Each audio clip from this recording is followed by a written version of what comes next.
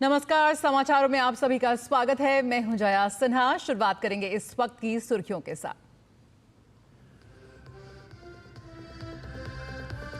प्रधानमंत्री आज दिल्ली में 12,200 करोड़ रुपए से अधिक की लागत वाली कई विकास परियोजनाओं का करेंगे उद्घाटन और शिलान्यास। रोहिणी में एक रैली को भी करेंगे संबोधित। छत्तीसगढ़ के नारायणपुर में सुरक्षा बलों से 4 नक्सलियों को ढेर किया। एक जवान भी हुआ शहीद। मौके पर भारी मात्रा में हथियार बरामद। तलाशी अभियान जारी। महाकुंभ के लिए सज गई प्रयागराज की धरती। 13 जनवरी से शुरू हो रहे आस्था के जमावड़े में साधु संत और श्रद्धालुओं का आना जारी।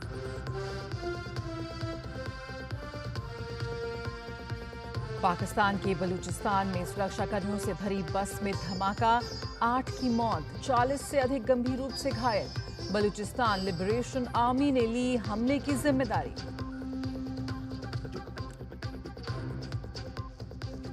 और सिडनी टेस्ट में ऑस्ट्रेलिया ने भारत को 6 विकेट से हराकर 10 साल बाद बॉर्डर गवास्कर ट्रॉफी पर कब्जा किया। जीत के साथ WTC के फाइनल में पहुंची कंगारू टीम।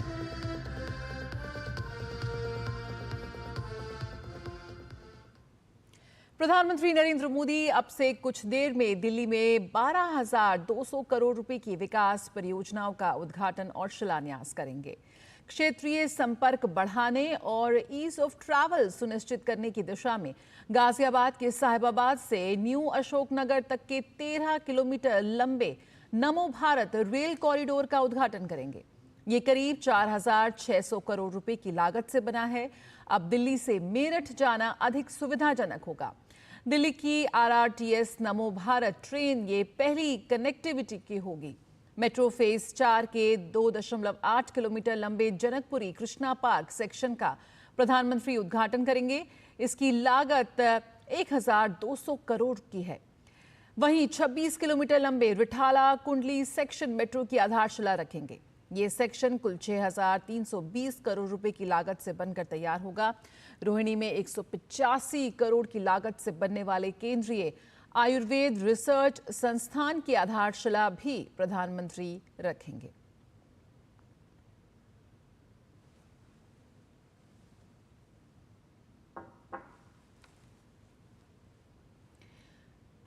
तो दिल्ली वासियों को मिलेगी आज ये सौगात। नमो भारत ट्रेन के जरिए अब दिल्ली और मेरठ के बीच यात्रा करना और भी ज्यादा आसान हो जाएगा। फिलहाल साहिबाबाद और मेरठ साउथ के बीच 9 स्टेशनों के साथ कॉरिडोर का 42 किलोमीटर लंबा हिस्सा परिचालित है। इस उद्घाटन के साथ ही नमो भारत कॉरिडोर का परिचालित खंड 55 किलोमीटर का हो जाएगा, जिसमें 11 स्टेशन होंगे। लोग कितने उत्साहित हैं इस खंड के शुरू होने से, इसका जायजा लिया DG न्यूज टीम ने। नमो भारत ट्रेन अब दिल्ली में भी, नमो भारत का दिल्ली में शुभारंभ होने जा रहा है। प्रधानमंत्री नरेंद्र मोदी नमो भारत कॉरिडोर के साहिबाबाद से आगे न्यू अशोकनगर दिल्ली तक के 13 किलोमीटर के अतिरिक्त खंड का उद्घाटन करने जा रहे हैं। हम इस समय मौजूद हैं नमो भारत कॉरिडोर पर, यानी कि Delhi Meerut rapid rail corridor का पहला सेक्शन जो दिल्ली के लिए खुलने जा रहा है। रविवार से आम जनता के लिए खोल दिया जाएगा। प्रधानमंत्री नरेंद्र मोदी इस सेक्शन पर साहिबाबाद स्टेशन पर हरी झंडी दिखाकर इस ट्रेन को रवाना करेंगे। लोग इसमें रोजाना यात्रा करते हैं। कुछ लोग हमारे साथ हैं, बात करते हैं। 20 अक्टूबर को स्टार्ट हुई थी लास्ट ईयर ये, और हम तब से इसमें रेगुलर ट्रैवल कर रहे हैं और हम काफ़ी बेसब्री से इंतज़ार कर रहे थे कि कब वो दिल्ली में एंटर करे। अब हम बहुत खुश हैं कि हम आगे मतलब अपना रूट कंटिन्यू कर सकते हैं। पहले हम बस से ट्रैवल करते थे तो बहुत जाम का एरिया होता था, हम बहुत लेट स्कूल पहुंचते थे जहां पर हम जॉब करते हैं। पर रैपिड में हम ट्रैवल करने लगे हैं तो हम बहुत मतलब टाइम पे ही पहुंच रहे हैं और टाइम से निकलते हैं तो घर भी हम जल्दी पहुंच जाते हैं। तो हमें तो बहुत अच्छा लग रहा है कि ये आनंद विहार तक लास्ट मतलब न्यू अशोक नगर इसका लास्ट स्टॉप होगा और हम आनंद विहार उतरेंगे तो हमारे लिए और भी टाइम सेव हो जाएगा। बहुत अच्छा रहेगा, जनमानस के लिए बहुत सुविधा हो जाएगी और लोगों को सुरक्षित यात्रा हो जाती है। सबसे अच्छी मेट्रो यात्रा भारत के जिस कोन में भी मेट्रो चली है, जब से ये चली है तो हमें बहुत अच्छा लगता है। 20 मिनट में सफ़र हो जाता है और दिल्ली से जुड़ जाएगी तो भारत की प्रोग्रेस होगी और हमारा देश ऐसी तरक्की करे और ये बहुत अच्छी बात है। मेट्रो पूरे देश के बड़े शहरों में होना चाहिए, जनमानस को सुविधा का लाभ मिल जाता है। अगर ये आनंद विहार से चालू रहेगी तो फिर मैं अपने सीधे अपने घर से मेरा बहुत ज़्यादा टाइम बचेगा। तो मोदी जी को मैं थैंक्स बोलना चाहूँगा जिन्होंने ये इतना काम करा हमारे लिए, तो थैंक यू मोदी जी। मेरठ से बच्चे दिल्ली के लिए पढ़ाई के लिए बच्चों का आना जाना बहुत आसान हो गया है। बहुत बधाई पूरे देश को इस चीज़ के लिए, बहुत बहुत शुक्रिया उनको, उन्होंने हमारे लिए इतनी हेल्प की। अभी हमारा जो सफ़र 2.5-3 घंटे लगते थे हमें मेरठ से आने में, वो हमारा 1-1.25 घंटे में सफ़र तय होगा, तो इससे हमें बहुत फ़ायदा होगा सर। दिल्ली से चालू हो जाएगी और ज़्यादा फ़ायदा हो जाएगा लोगों को। इससे ट्रैफिक कंट्रोल बहुत ज़्यादा होता है, इसमें फैसिलिटी भी अच्छी मिलती है। बहुत ज़्यादा शुक्रगुजार है कि फर्स्टली आपने इस चीज़ को चालू करा दिया। जो हमारा ट्रैवलिंग का रहता था, जो इंसान को हेक्टिक जाती थी ट्रैवलिंग थ्रू द बस और ऑटो वगैरह, लेकिन अभी जैसे रैपिड स्टार्ट हुई है तब से काफ़ी ज़्यादा हमें कंफर्टेबलनेस फील हुई। जो मेनली आज सर्दियों के टाइम पे सर्दियाँ लगती है, तो मेनली यहाँ पे आपने जो सुविधा दे रखी है इससे हम बहुत ज़्यादा आकर्षित है, हम कंफर्टेबल फील करते हैं। काफ़ी अच्छा सेटिस्फाइंग ट्रैवल रहता है हमारा। अभी जो ये दिल्ली तक ट्रैवल जाएगी तो काफ़ी ज़्यादा बेनिफिशियल रहेगा। आरामदायक यात्रा के साथ ही नमो भारत ट्रेन में महज 35 से 40 मिनट में ही दिल्ली से मेरठ तक पहुंचा जा सकेगा। कैमरामैन नवीन कुमार के साथ गिरीश निशाना, डीडी न्यूज, साहिबाबाद। और गिरीश निशाना इस वक्त और जानकारी के साथ जुड़ रहे हैं हमारे साथ लाइव। गिरीश, 35 से 40 मिनट में मेरठ से दिल्ली, यकीनन अगर हम बात करें पब्लिक ट्रांसपोर्ट सिस्टम की तो उसमें एक मील का पत्थर साबित होने जा रहा है ये रैपिड रेल कॉरिडोर। लाखों यात्रियों को सुविधा मिलने जा रही है। क्या कुछ तैयारी है इस वक्त और कितने ज्यादा उत्साहित नजर आ रहे हैं लोग? देखिए जया, ये अपने आप में देश की सबसे पहली और तेज चलने वाली जो है एनसीआर की परिवहन व्यवस्था है, यानी कि रैपिड रेल कॉरिडोर है, जिसे नमो भारत कॉरिडोर भी कहा जाता है। और ये अभी फिलहाल 42 किलोमीटर पर परिचालित है, लेकिन आज जब प्रधानमंत्री नरेंद्र मोदी इस जो अतिरिक्त खंड का उद्घाटन कर देंगे, करीब 13 किलोमीटर का ये अतिरिक्त खंड है जो साहिबाबाद से लेकर न्यू अशोकनगर तक है, उसके बाद इस नमो भारत कॉरिडोर की जो लंबाई है कुल 55 किलोमीटर हो जाएगी। और इस 55 किलोमीटर पर महज 35 से 40 मिनट में दिल्ली से मेरठ और मेरठ से दिल्ली आया जा सकेगा। और बहुत ही आरामदायक ये यात्रा इसमें रहेगी, क्योंकि इसके अंदर अगर बात की जाए तो कई तरह की सुविधाएं दी गई हैं। जो यात्री इसके अंदर आते हैं उनको अपने मोबाइल चार्ज करने की सुविधा दी गई है।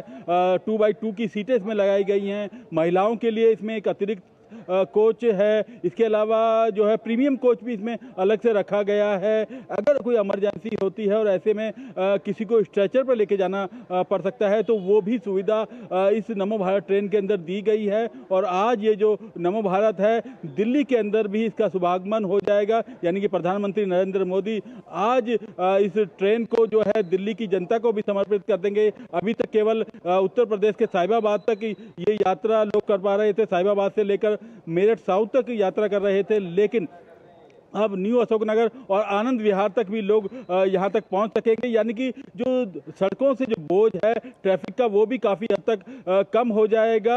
और सबसे बड़ी खास बात ये है जय, मैं आपको बताना चाहूँगा, क्योंकि इस पे जो अधिकतम जो गति सीमा है वो 180 किलोमीटर प्रति घंटा की रफ्तार से इस पर दौड़ती देखी गई है नमो भारत ट्रेन। और मैं कल खुद इस ट्रेन के अंदर सफ़र किया था और 160 किलोमीटर प्रति घंटा की रफ्तार से मैंने खुद अपनी आंखों से इस ट्रेन को दौड़ते हुए देखा। तो लोग काफी उत्साहित हैं, क्योंकि लोगों का समय बचेगा। जो एनसीआर में रहने वाले लोग हैं उनको आने जाने में बहुत जो है मदद मिलने वाली है। और जो दिल्ली की और मेरठ की सड़क पर ट्रैफिक जाता है उससे काफी निजात मिलने वाली है। मेरी काफी लोगों से बातचीत हुई, उनका ये कहना है कि वो अब दिल्ली आने के लिए अपनी गाड़ी का प्रयोग नहीं करेंगे, अपने वाहन का इस्तेमाल नहीं करेंगे, बल्कि वो नमो भारत ट्रेन का इस्तेमाल करते हुए दिल्ली तक पहुंचेंगे। और दिल्ली से वापस अगर मेरठ जाना है, दिल्ली से मेरठ जाने वाले लोगों के लिए गिरीश, यहाँ पर ये नमो रैपिड रेल कॉरिडोर के साथ साथ दिल्ली मेट्रो का विस्तार भी हो रहा है। दिल्ली मेट्रो पूरे विश्व में बेहद मशहूर है और इसका विस्तार हो रहा है। इसका भी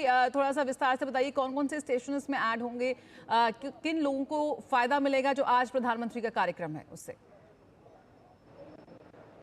देखिए, क्योंकि लगातार जो दिल्ली मेट्रो के चौथे चरण में विस्तार किया जा रहा है, आज भी प्रधानमंत्री जो है चौथे चरण के कई उसको आज विस्तार करने वाले हैं, तो जो मजलिस पार्क वाला जो रूट है वो और ज़्यादा बढ़ जाएगा। यानी कि एक तरह से कहें तो आने वाले समय में जो दिल्ली मेट्रो का जाल है वो पूरी दिल्ली में कहें तो रिंग रोड की तरह से काम करेगा। पूरी जैसे शिव बिहार से होते हुए पूरी दिल्ली के अंदर घूम रहा है, इसी तरह से आज और जो रूट है वो बढ़ने वाला है। प्रधानमंत्री नरेंद्र मोदी मेट्रो के विस्तार को भी आज हरी झंडी दिखाने जा रहे हैं। इसके अलावा आज जो नमो भारत ट्रेन है उसको भी कहीं ना कहीं विस्तार हो रहा है, दिल्ली तक पहुंचने वाली है। और सबसे खास बात ये है इस नमो भारत ट्रेन की ये जो है दिल्ली के अंदर दो जगह पर दिल्ली मेट्रो से इसकी कनेक्टिविटी हो रही है। एक तो न्यू अशोक नगर पर यहाँ पर हो रही है, जहाँ पर नोएडा से लेकर द्वारका वाली लाइन मिलती है। इसके अलावा अगर आनंद विहार की बात की जाए तो आनंद विहार वाली लाइन के अंदर वैशाली से लेकर जो द्वारका की लाइन जा रही है वो उस पर कनेक्टिविटी मिलती है। जो पिंक लाइन है, मजलिस पार्क वाली जो लाइन है, वो भी कहीं ना कहीं आनंद विहार से कनेक्ट हो रही है। तो अपने आप में एक इंटरचेंज की व्यवस्था होगी। अगर आनंद विहार की बात की जाए तो वहाँ अब रेलवे स्टेशन भी होगा, बस अड्डा भी होगा, मेट्रो स्टेशन भी होगा और ये नमो भारत का स्टेशन भी होगा। तो अपने आप में एक बड़ा हब बनने जा रहा है आनंद विहार का स्टेशन भी, जहाँ पे तमाम स्टेशन होने वाले हैं, चाहे बस हो, चाहे रेल हो, चाहे मेट्रो हो, चाहे रैपिड रेल हो, तमाम वहाँ पर स्टेशन रहेंगे। तो अपने आप में जो एनसीआर की परिवहन की जो व्यवस्था है अब बहुत ज़्यादा सुचारू रूप से चलने वाली है। जया, बिल्कुल, बहुत बहुत शुक्रिया गिरीश, फिलहाल इस जानकारी के साथ जुड़ने के लिए। लगातार हम आपको अपडेट देते रहेंगे किस तरह से प्रधानमंत्री आज देने वाले हैं दिल्ली और मेरठ के लोगों को एक बड़ी सौगात। और ये रैपिड रेल मेट्रो और दिल्ली मेट्रो का विस्तार नहीं है, सिर्फ कनेक्टिविटी की बात यहाँ पर नहीं हो रही है, एक बेहतर जीवन जो है शैली, उसके लिए कितनी बड़ी मील का पत्थर साबित होने जा रही है, इस पर लगातार हम बात करेंगे। खबरों में आगे बात करते हैं। छत्तीसगढ़ के नारायणपुर में सुरक्षा बलों से मुठभेड़ में 4 नक्सली यहां पर ढेर हो गए हैं। वहीं इस मुठभेड़ में जिला रिजर्व गार्ड का एक जवान शहीद हुआ है। नक्सल विरोधी अभियान के तहत जिला रिजर्व गार्ड और एसटीएफ के संयुक्त दल को शुक्रवार को अबूझमाड़ क्षेत्र में रवाना किया गया था। इसमें नारायणपुर, दंतेवाड़ा, जगदलपुर, कोंडागांव जिले की डीआरजी के साथ एसटीएफ के जवान शामिल थे। कल शाम से सुरक्षा बलों और नक्सलियों के बीच रुक रुक कर मुठभेड़ हो रही थी। मिली जानकारी के मुताबिक कल देर रात करीब 1000 जवानों ने नक्सलियों के कोर इलाके को घेर लिया था। दोनों तरफ से रुक रुक कर गोलीबारी हुई। इस मुठभेड़ में सुरक्षा बलों ने 4 माओवादियों को मार गिराया और इसमें डीआरजी का जवान सन्नू कारम शहीद हो गया। जवान अब भी मौके पर ही मौजूद हैं। मौके पर से AK-47, SLR जैसे ऑटोमेटिक हथियार बरामद किए गए हैं। अभी मुठभेड़ और तलाशी अभियान जारी है।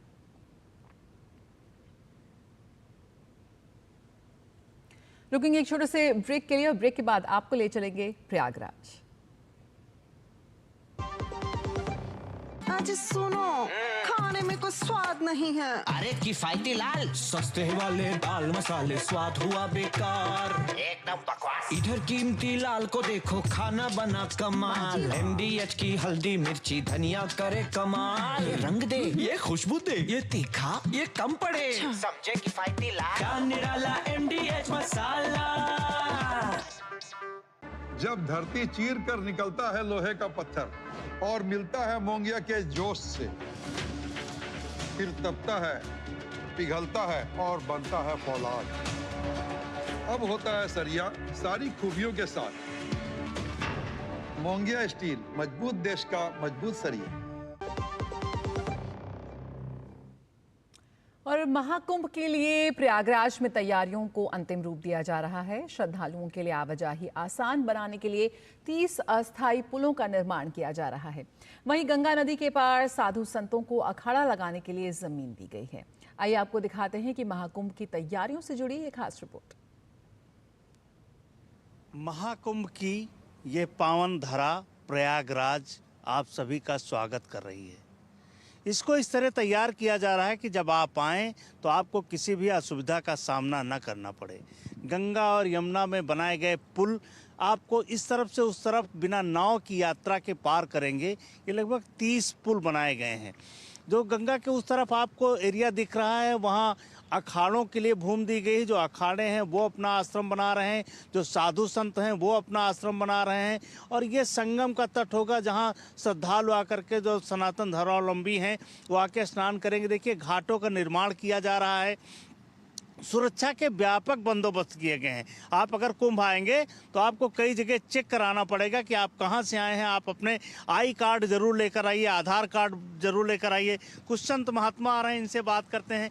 क्या महाकुंभ होने जा रहा है, क्या महत्तम है इसका, और किस तरह दुनिया के लोग यहाँ आने को तैयार हैं? इसमें तो पूरे विश्व के लोग आने के लिए तैयार हैं, और ये कभी कभार ऐसा पुण्यकर्म किसी के उदय होते हैं, और ये तो वैसे भी महाकुंभ है 144 वर्ष के बाद आ रहा है। हर जगह से, हर देशों से, 10 देशों से संत आ रहे हैं। बहुत अच्छी व्यवस्था बनी हुई है इस बार, और बहुत अच्छा कार्यक्रम भी रखा गया है। पूरे विश्व के संत महात्माओं का स्नान, आवागमन, स्नान वगैरह हुआ। जो व्यवस्था है वो अंतिम दौर में है, जो तैयारियां हैं वो अंतिम दौर में है, और सरकार का प्रयास ये है कि जो भी कुंभ आए वो यहाँ से उत्तर प्रदेश की झलक लेकर जाए, और ये लगे कि और केंद्र और प्रदेश में जो सरकार है उसने किस तरीके से कुंभ का आयोजन किया। तो ये ब्रांडिंग है देश की भी, उत्तर प्रदेश की भी, तो पूरी ऊर्जा के साथ सरकार लगी हुई है। आप लोग आइए, कुंभ का आनंद लीजिए और यहाँ अपने पूर्ण लाभ प्राप्त करिए। कैमरामैन विवेक कश्यप के साथ रामेंद्र सिंह, प्रयागराज कुंभ। और महाकुंभ की तैयारियों के बीच संगम नगरी प्रयागराज में अखाड़ों का आगमन शुरू हो चुका है। शनिवार को निरंजनी अखाड़े के साधु संत और नागा सन्यासी धूमधाम से मेला क्षेत्र में पहुंचे। निरंजनी पीठाधीश्वर स्वामी कैलाशानंद गिरी की अगुवाई में अखाड़े ने नगर प्रवेश किया। इसमें पूर्व सांसद साध्वी निरंजन ज्योति भी शामिल हुई। निरंजनी अखाड़ा संख्या बल के लिहाज से कुल 13 अखाड़ों में दूसरा सबसे बड़ा अखाड़ा है। ये उन 4 अखाड़ों में से एक है जिसका मुख्यालय प्रयागराज में है। रिपोर्ट्स की माने तो इस अखाड़े में सबसे ज्यादा पढ़े लिखे साधु हैं, जिसमें डॉक्टर, प्रोफेसर और प्रोफेशनल्स भी शामिल हैं।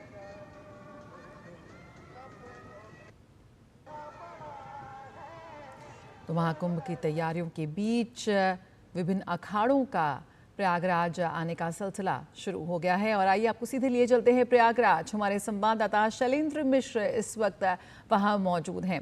शैलेंद्र, सबसे पहले आपसे जानना चाहेंगे कि किस तरह से इस वक्त जो तैयारियां चल रही हैं लास्ट मिनट की, अगर उसकी एक झलक दिखाना चाहें, और लगातार जो विभिन्न अखाड़ों का आना जारी है, किस तरह से प्रयागराज यहाँ पर तैयार हो रहा है महाकुंभ के लिए? देखिए, महाकुंभ 2025 दिव्य और भव्य महाकुंभ के साथ साथ डिजिटल महाकुंभ भी जुड़ गया है, और तमाम जो तैयारियां हैं उनकी डिजिटल निगरानी हो रही है। सुरक्षा व्यवस्था तो हम जानते ही हैं कि CCTV कैमरे और उसकी एक डिजिटल निगरानी होती है।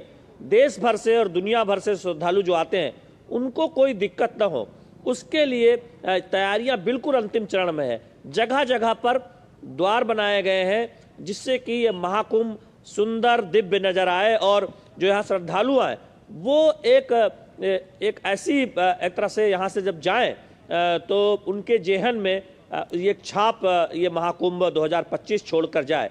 तीर्थों के राजा प्रयागराज में हम इस वक्त मौजूद हैं, उस संगम की जो नगरी है और जहाँ पर ये महाकुंभ हो रहा है, मेला स्थल वहाँ पर। और हमारे पीछे आप देखें ये नंदनी द्वार है। इस तरह से कई जगहों पर अलग अलग द्वार बनाए गए हैं जो सनातन में जो बहुत महत्वपूर्ण एक तरह से स्थान रहता है उनके नाम पर। तो आप ये देखिए, यहाँ आप तैयारियां भी देख सकते हैं कि जो तैयारियां हैं वो अंतिम चरण में यहाँ पर दिखाई दे रही है। इस वक्त ये नंदी द्वार है। इस तरह से अलग अलग जगह पर जाएं तो अलग अलग द्वार बनाए गए हैं पूरे मेला स्थल में, जिससे पूरे मेला स्थल को भव्य रूप दिया जा सके, दिव्य रूप दिया जा सके। तो इस तरह से आप देखें साधु संत वो सुबह स्नान के लिए यहाँ आपको जाते हुए दिखाई दे रहे हैं, और तमाम जो प्रयाग के लोग और अलग अलग शहरों से, देश भर से जो लोग आए हैं, जो अभी से आ चुके हैं, वो मेला स्थल में उनका जत्था दिखाई देता है। तो निश्चित तौर पर हम ये कह सकते हैं कि जो तैयारियां हैं वो पूरी तरह से अंतिम दौर में है, और तकरीबन ये पूरी तरह से जो मेला स्थल है वो तैयार नजर आ रहा है। और इस बार बहुत जोर इस बात पर है कि डिजिटल महाकुंभ हो, दिव्य भव्य महाकुंभ के साथ, और इसलिए हम जगह जगह जो पोस्टर लगाए गए हैं उसमें लिखा भी गया है कि दिव्य भव्य डिजिटल महाकुंभ 2025 आपका स्वागत करता है। तो ये एक बहुत महत्वपूर्ण इस बार हम देख रहे हैं जो तैयारियां की जा रही हैं महाकुंभ के लिए प्रयागराज में। बिल्कुल शैलेंद्र, महाकुंभ की अगर हम बात करें तो दिव्य भव्य साथ ही डिजिटल आपने जिक्र किया, तो जो यहाँ पर शाही स्नान है उस पर खासा जोर है और सबसे बड़ी चुनौती यही होगी कि किस तरह से जब लाखों करोड़ों श्रद्धालु पहुंचेंगे पूरे विश्व से, उनका एक तरह का मैनेजमेंट, इसको लेकर भी विभिन्न प्लान्स बनाए गए हैं। अलग अलग जगह एंट्री गेट्स हैं, तमाम तरह की चेकिंग की जा रही है। किस तरह की दिशा निर्देश जारी किए गए हैं ताकि जो लोग वहाँ पहुँच रहे हैं उन्हें सुविधा हो? देखिए 13 तारीख से लेकर जो 13 तारीख आने वाली है, 13 जनवरी से 26 फरवरी तक ये महाकुंभ होना है। यानी तकरीबन आप देखें तो 40 दिनों का यह महाकुंभ है, जिसमें कहा जा रहा है कि देश और दुनिया से 40 करोड़ से ज़्यादा लोग इसमें हिस्सा लेंगे। श्रद्धालु संगम में डुबकी लगाएंगे, प्रयागराज महाकुंभ में शामिल होने आएंगे। तो उस लिहाज से आप देखें कि एक बहुत बड़ी चुनौती होती है कि व्यवस्था बेहतर हो, जो श्रद्धालु आए उन्हें कोई दिक्कत ना हो। खासतौर पर शाही स्नान के दिन, जब अलग अलग स्नान के जो दिन होते हैं, मकर संक्रांति हो या फिर बाकी जो स्नान का बहुत पुण्य समय होता है, जब देश और दुनिया से लोग आते हैं डुबकी लगाने, और एक मान्यता भी है कि महाकुंभ जरूर जाना चाहिए। तो हम जानते हैं कि सनातन जो धर्मावलंबी है, जो सनातन को मानने वाले हैं, या सनातन संस्कृति को बहुत नज़दीक से देखना चाहते हैं, समझना चाहते हैं दुनिया भर के लोग, वो महाकुंभ के दौरान इस प्रयागराज में दिखाई देंगे। यही वजह है कि इतना बड़ा मेला स्थल बनाया गया है। अब से पहले हमारे सहयोगी रामेंद्र सिंह ने बताया कि किस तरह से अस्थायी पुलों का निर्माण किया गया है और रिकॉर्ड समय में किया गया है। तो ये दिखाता है कि पूरी की पूरी एक नगरी मेला स्थल पे बसा दी जाती है, जहाँ पर सारी व्यवस्था होती है, सड़कें होती हैं, लाइट की व्यवस्था होती है, अलग अलग अखाड़ों को जगह दी जाती है। और पूरे प्रयागराज में आप देखें कि सड़कों का चौड़ीकरण हुआ है। एयरपोर्ट में आप देखें तो वहां से लेकर प्रयागराज पहुंचने तक जो आपको पूरा दिव्य और भव्य जो महाकुंभ है, बिल्कुल, तो पूरी तरह से कायाकल्प यहाँ पर प्रयागराज का हो चुका है और महाकुंभ के लिए पूरी तरह से तैयार है प्रयागराज। और खास तौर पर जो अमृत स्नान की तारीखें हैं उन पर सभी की नजरें होंगी। बहुत बहुत शुक्रिया शैलेंद्र फिलहाल जुड़ने के लिए इस जानकारी से प्रयागराज के लिए। और खबरों में आगे बढ़ते हैं। भारतीय अंतरिक्ष अनुसंधान संगठन इसरो ने POEM 4 प्लेटफॉर्म पर पहले स्वदेशी अंतरिक्ष रोबोटिक आर्म के सफल संचालन के साथ महत्वपूर्ण उपलब्धि हासिल की है। ये RRM-TD चलने की क्षमता वाला भारत का पहला अंतरिक्ष रोबोटिक मैनिपुलेटर है। इसके साथ इसरो ये उपलब्धि हासिल करने वाली दुनिया की 5वीं अंतरिक्ष एजेंसी बन गई है। POEM 4 mission PSLV C-60 SpaDeX mission का हिस्सा, जो कि वैज्ञानिक प्रयोगों के संचालन के लिए एक मंच के रूप में ध्रुवीय उपग्रह प्रक्षेपण यान PSLV के चौथे चरण का उपयोग करता है। इनमें माइक्रोग्रेविटी परीक्षण और जीवित कोशिकाओं से जुड़े जैविक प्रयोग शामिल हैं, जो कि पहली बार भारतीय निर्मित रॉकेट पर अंतरिक्ष में किए जाएंगे। रोबोटिक आर्म को relocatable robotic manipulator technology demonstrator RRM-TD के रूप में जाना जाता है। इसे भी स्पेडेक्स के साथ भेजा गया था। इसरो ने एक्स पर इस सफलता के गौरवमयी क्षणों को साझा किया है। फुटेज में आर्म की कार्रवाई के प्रमुख चरणों को प्रदर्शित करते हुए इसकी क्षमताओं को दिखाया गया है। इसे इसरो इनर्शियल सिस्टम यूनिट द्वारा विकसित किया गया है। साथ ही इसको स्वदेशी रोबोटिक जोड़ों, आर्म कंट्रोलर और विजुअल सर्वोइंग सिस्टम जैसी उन्नत तकनीक के साथ डिजाइन किया गया है। रोबोटिक आर्म में सटीक आंखों के लिए कैमरे लगाए गए हैं, वहीं इसमें सुरक्षा के लिए कई स्तर की व्यवस्था भी है।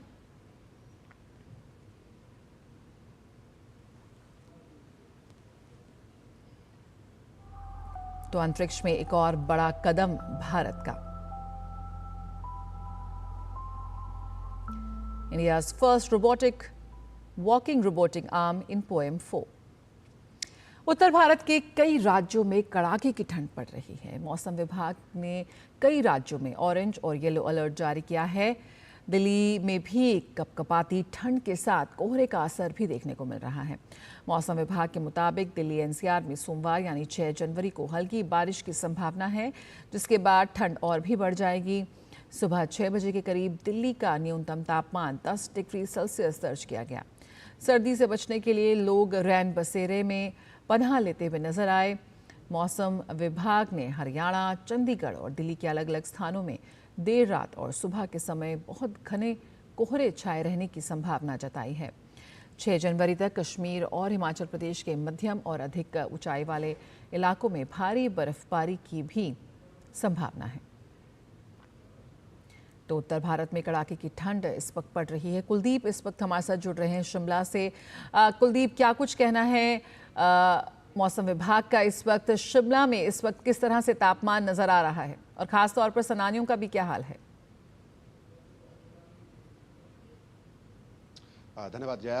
हिमाचल प्रदेश की अगर हम बात करें और शिमला ज़िले की खास करके बात करें तो शिमला ज़िले में इस वक्त तो मौसम फ़िलहाल ड्राई बना हुआ है। हालांकि आज आंशिक रूप से बादल आसमान में छाए हुए हैं। वहीं अगर मौसम विभाग द्वारा जारी की गई संभावना की अगर हम बात करें तो आज और कल के लिए मौसम विभाग ने हिमाचल प्रदेश के 7 ज़िलों के लिए बारिश का ऑरेंज अलर्ट जारी किया है। वहीं पहाड़ी ज़िले जिसमें कि किन्नौर और लाहौल स्पीति शामिल है, उसमें बर्फबारी की संभावना जताई है। ताज़ा पश्चिमी विक्षोभ जो अभी सक्रिय हुआ है, उसके चलते किन्नौर जिले में जिला प्रशासन ने लोगों को एहतियात बरतने की अपील की है। और रही बात सैलानियों की, तो हिमाचल प्रदेश के अधिकतर पर्यटन स्थल इन दिनों सैलानियों से गुलजार जरूर हैं, लेकिन कहीं ना कहीं मौसम की बेरुखी के चलते, क्योंकि जिस तरह से जनवरी के महीने में हिमाचल प्रदेश बर्फबारी के लिए जाना जाता है, उस तरह की बर्फबारी गत लगभग 3 सालों से देखने को नहीं मिली है। और बर्फबारी में आई इस कमी का असर सीधे तौर पर पर्यटन व्यवसाय और साथ साथ बागवानी व्यवसाय पर खास तौर पर देखने को मिलता है। और अगर इस समय शिमला जिले की हम बात करें तो अभी होटलों में जो ऑक्यूपेंसी का स्तर है वो लगभग 60 से 70% तक बताया जा रहा है। और आने वाले दिनों में अगर मौसम एक बार फिर से बदलता है, करवट लेता है, बर्फ गिरती है, तो सैलानियों के बढ़ने की भी उम्मीद जताई जा रही है। जया। बिल्कुल कुलदीप, यहाँ पर बर्फीली हवाएं चल रही हैं उत्तर भारत में, तो वहीं कहीं ना कहीं बारिश ने भी लोगों का ठंड बढ़ा दी है। ऐसे में क्या कुछ मुश्किलें भी सामने आ रही हैं कोहरे और ठंड की वजह से? किस तरह से यातायात और बाकी चीज़ों पर भी असर देखने को मिल रहा है? जी बिल्कुल, आम जनजीवन की अगर हम बात कर रहे हैं तो सर्दियों के मौसम में वैसे भी ठंड के चलते जनजीवन बहुत प्रभावित रहता है। इससे पहले हमने देखा कि लगभग 2 से ढाई महीने का एक ड्राई स्पेल जो रहा, उसके चलते जो शुष्क ठंड बढ़ती जा रही थी, उसमें लोगों को काफ़ी हद तक बीमारियों ने भी जकड़ रखा। और अगर हम इस समय की बात करें तो ये जो शीतलहर है, प्रचंड शीतलहर, सुबह और शाम की जो ठंड है बहुत ज़्यादा है। लेकिन इस बीच में आपको एक रोचक जानकारी देना चाहूँगा। 3 जनवरी का दिन शिमला ज़िले के इतिहास में सबसे गर्म दिन माना गया है, क्योंकि 3 जनवरी को ना जाने कैसे 19 सालों का रिकॉर्ड तोड़ते हुए 22 डिग्री अधिकतम तापमान शिमला का दर्ज किया गया। ये मौसम में अचानक आए इस बदलाव के चलते लोग समझ नहीं पा रहे हैं, लोगों को सर्दी गर्मी से राहत नहीं मिल रही है। अचानक मौसम में होने वाले बदलावों से बीमारियों की आशंका बढ़ती जा रही है और लोग बीमार पड़ते जा रहे हैं। वहीं यातायात की अगर बात करें तो पहाड़ी क्षेत्रों की अगर बात करें तो वहां तो सड़कों पर पाला जमने से परिवहन और यातायात प्रभावित होता ही है। वहीं मैदानी इलाकों की बात करें तो कोहरा अधिकतर जिलों में छाया। लगभग अभी 6 जिलों के लिए कोहरे का भी अलर्ट जारी किया गया है। 6 जिले मैदानी हैं। यहाँ पर मौसम विभाग की ओर से अलर्ट भी जारी किया गया है। फिलहाल उत्तर भारत जो है वो इस वक्त कड़ाके की ठंड से जूझ रहा है। बहुत बहुत शुक्रिया कुलदीप फिलहाल इस जानकारी के साथ जुड़ने के लिए। और आइए मौसम के बाद बात कर लेते हैं क्रिकेट के। सिडनी टेस्ट में ऑस्ट्रेलिया ने भारत को 6 विकेट से हरा दिया है।